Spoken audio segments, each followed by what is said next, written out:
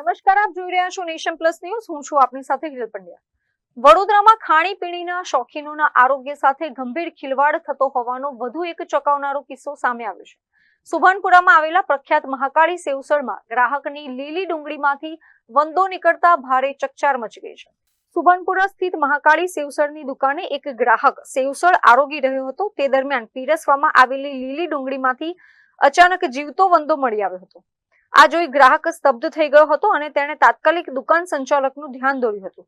જાહેરમાં આરોગ્ય સાથે ચેડા થતા દુકાન સંચાલકે પોતાની ભૂલ સ્વીકારવાને બદલે ગ્રાહકને અત્યંત ઉડાઉ અને બેજવાબદાર જવાબ આપ્યો હતો.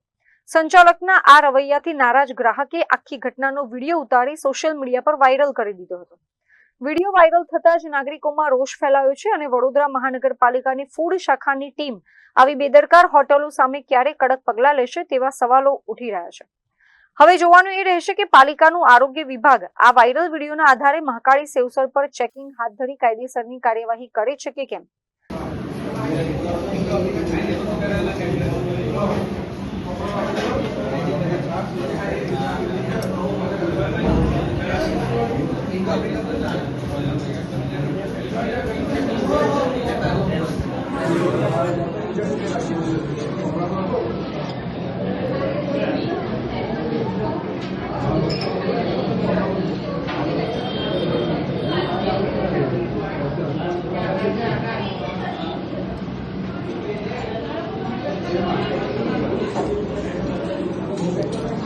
જીતેન્દ્રસિંહ રાજપૂત સાથે Chirag Patel, nation plus news, Vadodara.